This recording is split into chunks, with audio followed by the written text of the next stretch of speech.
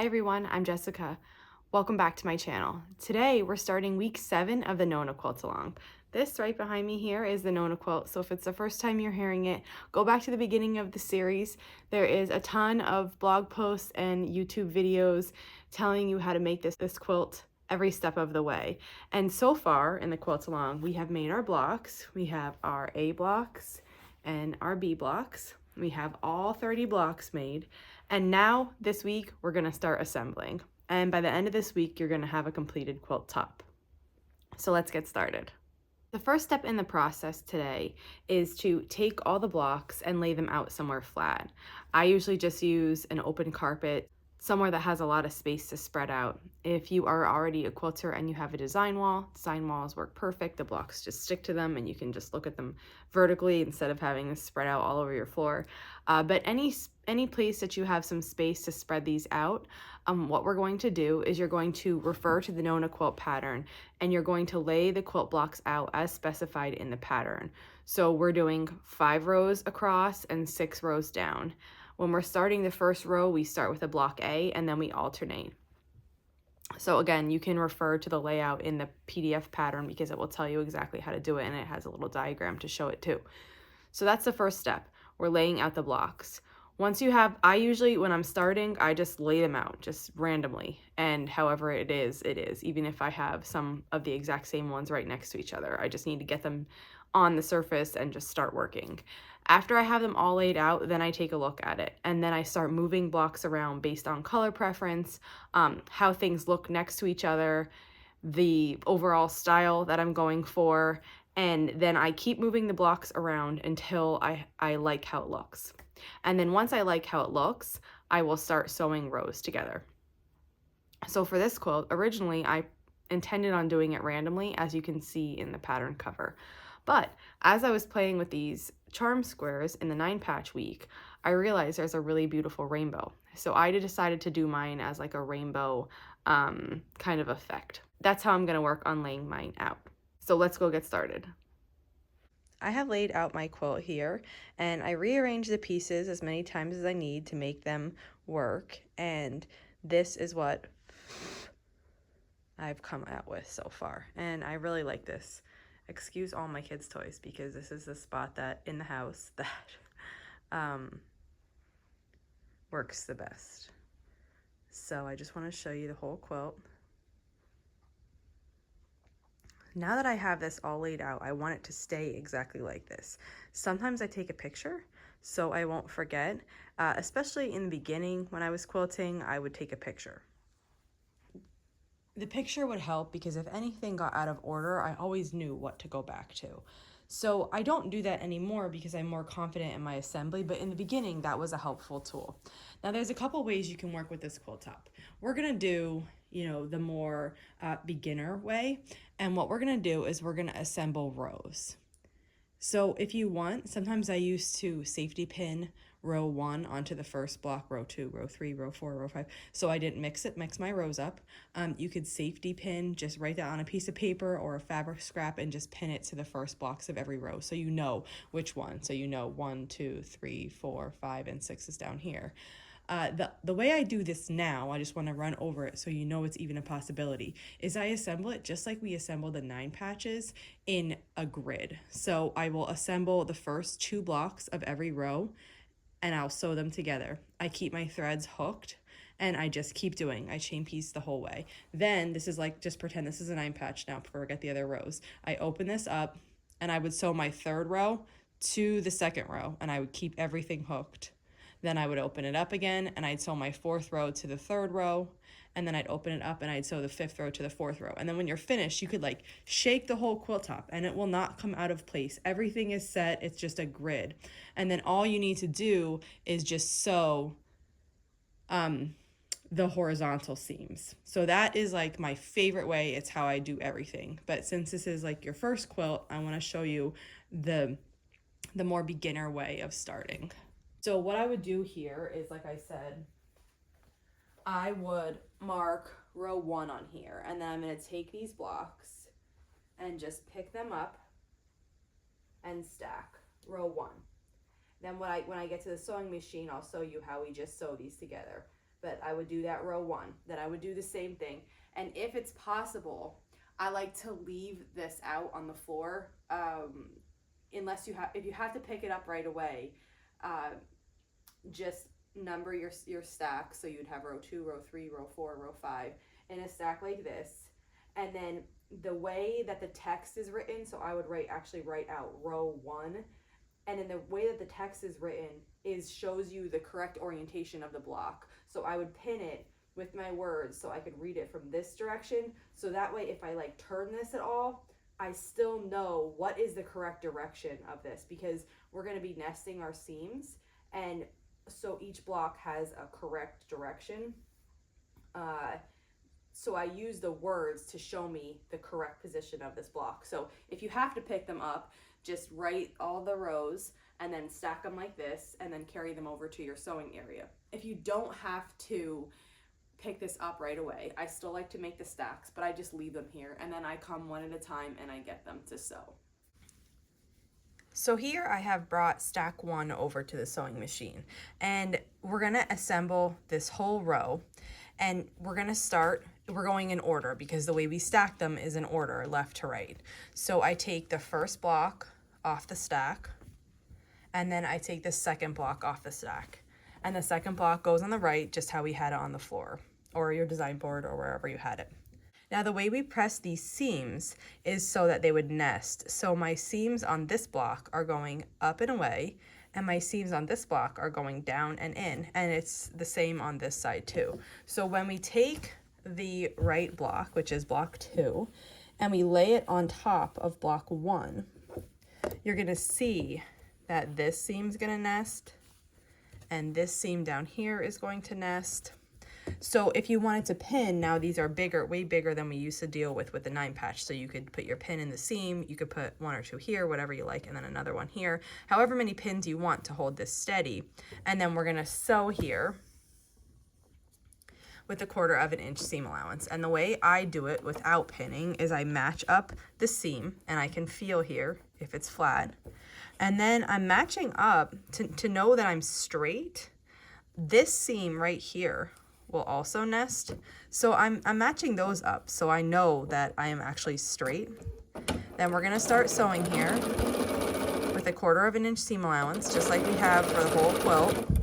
And when I get to that seam, just like I've done before, I stop and take a break and I reposition the rest of the block. And then we're just gonna continue sewing all the way down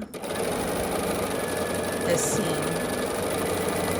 And when we get to the end of this, we could cut our threads and open this up, and now we have these 2 blocks sewn together, and these corners are really nice because our seams nested. This is laying nice and flat, and then at our corner up here it's the same thing, and that's going to go for the whole quilt. So now I have sewn blocks 1 and 2 together, and we're going to work on block 3. So I would pull block 3 over. We're gonna sew block 2 to block 3. So here block 3 is gonna get set on top of 2. And we're nesting the seams just like we did before. And we're gonna sew here along this long seam of block 2 and block 3.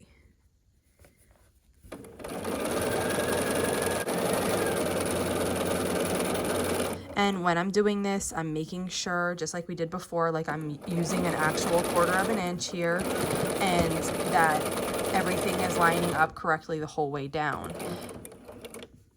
And then what you do is you just repeat this process. So now we're going to add block 4. And let me grab block 4. So block 4 gets put on top of block 3. We're matching up and nesting these seams just like we did before.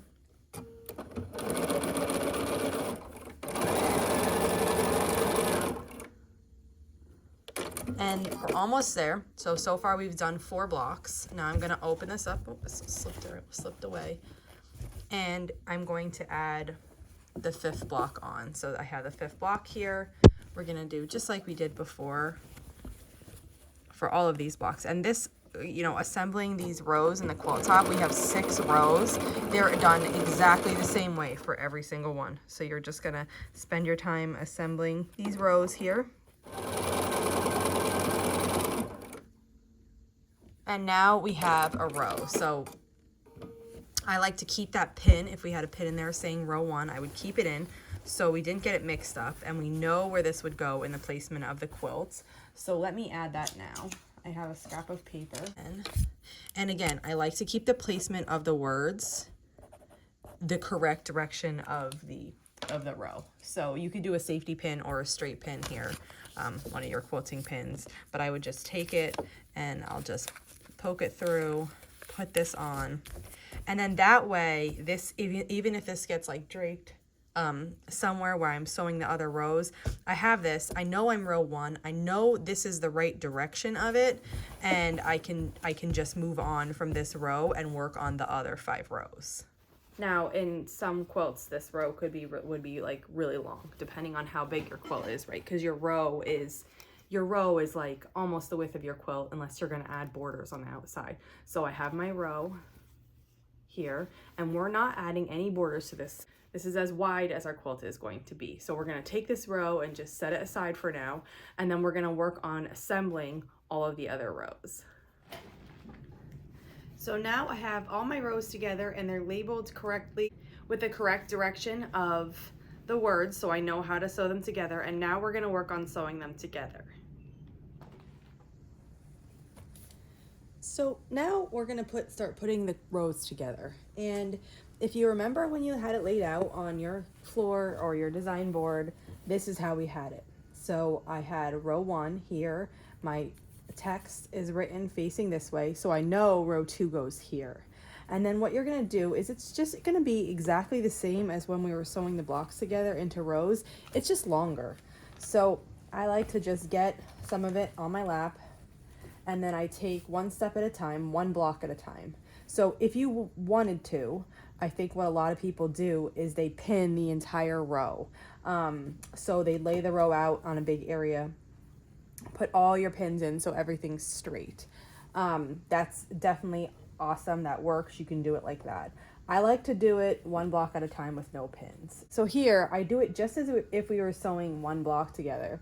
I nest these 2 seams, and I'm nesting the seams on this side too, so I know that I'm straight. I'm going to begin sewing here just to get to this seam.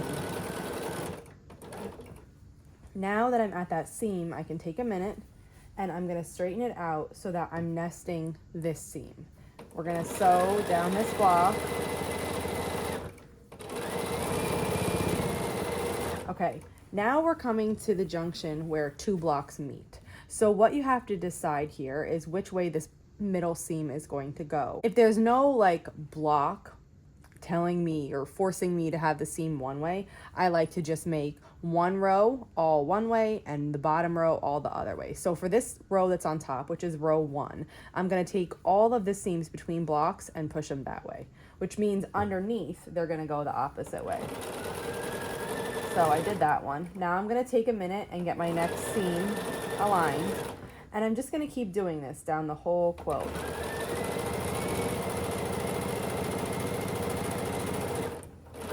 Now we're at the seam between blocks again, so I'm going to take it, and remember for this top row I decided to push my seams that way, so I'm going to hold that seam in that position again. And now we're at block 3, and this just repeats all the way down.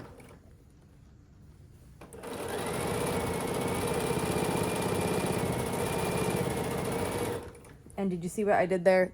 This happens too sometimes. I'm going to cut my thread and start over.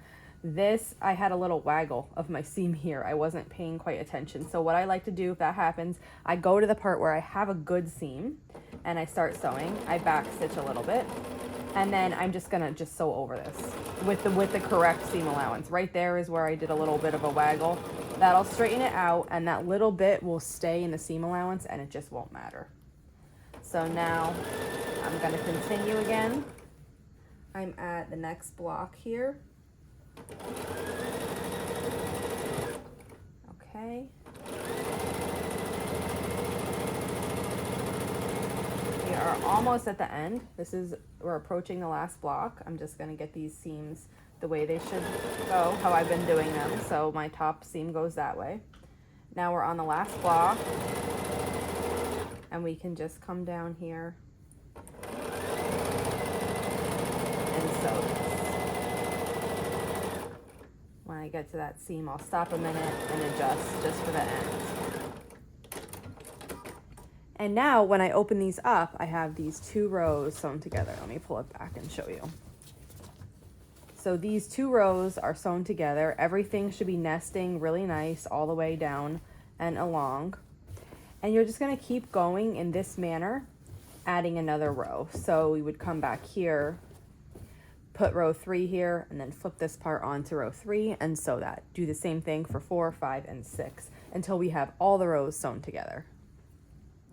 Okay, so just one thing to remember when you're adding like the subsequent rows. Here I have rows already added. And if you'll remember, the seam between blocks, we push it a certain way. One row goes one way, the other row goes the other way. So when you're adding new blocks, you just need to think about how you pushed your seams before.